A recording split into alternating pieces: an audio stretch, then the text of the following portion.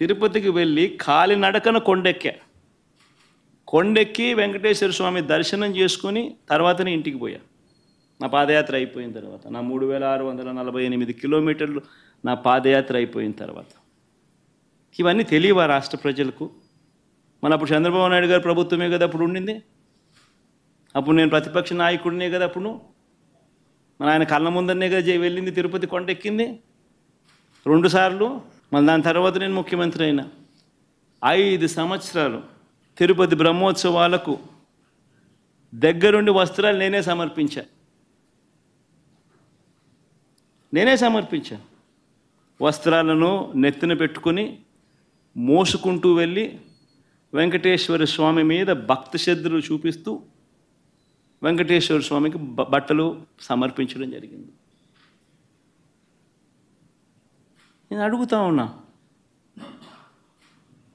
First time ఎవడన్నా పోతా ఉన్నప్పుడు నువ్వేదో ఇట్లా మాటలు మాట్లాడినా అర్థం ఉంది. 10 సార్లు 11 సార్లు పోయిన తర్వాత ఈరోజు నేను తిరుమల తిరుపతి దేవస్థానానికి నేను పోతానంటే నేను అడ్డుకుంటూ ఈ మాదిరిగా నువ్వు నోటీసులు ఇస్తూ, ఈ మాదిరిగా తిరుమల తిరుపతి దేవస్థానానికి నేను పోకూడదు అని చెప్పి ఈ మాదిరిగా నోటీసులు ఇస్తూ, ఈ మాదిరిగా మా ఎమ్మెల్యేలకు మా కార్పొరేటర్లకు అందరికీ కూడా ఈ మాదిరిగా నోటీసులు పంపుతూ నేను అడుగుతా ఉన్నా, ఒక రాష్ట్ర ముఖ్యమంత్రి ఇంకా 5 సంవత్సరాలు బ్రహ్మోత్సవాలలో తిరుమల తిరుపతి దేవస్థానానికి వస్త్రాలు సమర్పించిన నేను, ఇన్నిసార్లు తిరుమల తిరుపతి దేవస్థానానికి వెళ్ళిన నేను, ఈరోజు తిరుమల తిరుపతి దేవస్థానానికి నేను రాకూడదట, పోకూడదట. కారణం ఏమిటంటే నా మతమట. నేను అడుగుతా ఉన్నా, నా మతం ఏమిటి అని అడుగుతా ఉన్నారు. అడుగుతా ఉన్నా నా మతం ఏమిటని. అవును, 4 గోడల మధ్య నేను బైబిల్ చదువుతాను, తప్పేముంది? బయటికి పోతే హిందూ సాంప్రదాయాలను నేను అనుసరిస్తాను, గౌరవిస్తాను. బయటికి పోతే ఇస్లాంను అనుసరిస్తాను, గౌరవిస్తాను. బయటికి పోతే సిక్కిజంను అనుసరిస్తాను, సిక్కిజంను నేను గౌరవిస్తాను. నా మతం ఏమిటని అడుగుతా ఉన్నారు. నా మతం మానవత్వం. డిక్లరేషన్లో రాసుకుంటానేమో రాసుకుంటా. భారతదేశం కాన్స్టిట్యూషన్ నేను ఒకసారి చదువుతా. According to the preamble India is a sovereign, socialist, secular, democratic republic. Secular అనే పదానికి అర్థం తెలుసని అడుగుతా ఉన్నా. గుడికి పోయే వ్యక్తిని నువ్వు ఏ మతము అని అడుగుతా ఉన్నావు. ఏ మతము అని చెప్పకపోతే, మాజీ ముఖ్యమంత్రి తిరుమలకు వెళ్ళొద్దని ఎవరో చెప్పినట్టు మాట్లాడుతున్నాడు. వెంకటేశ్వర స్వామి మీద భక్తుండే ఏ భక్తుడైనా సరే వెంకటేశ్వర స్వామి దగ్గరికి పోయే అవకాశాలు ఉన్నాయి.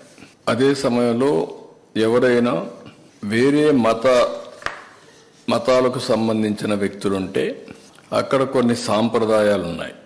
ఆ సాంప్రదాయాల్ని గౌరవించాలి. ఇది చాలా టెంపుల్స్లో ఉండే ఆనవాయితీ. ఇక్కడ ఎవ్వరు కూడా ఆయన పోవద్దని చెప్పలేదు. ర్యాలీలు, జన సమీకరణలు చేయొద్దని చెప్పాం.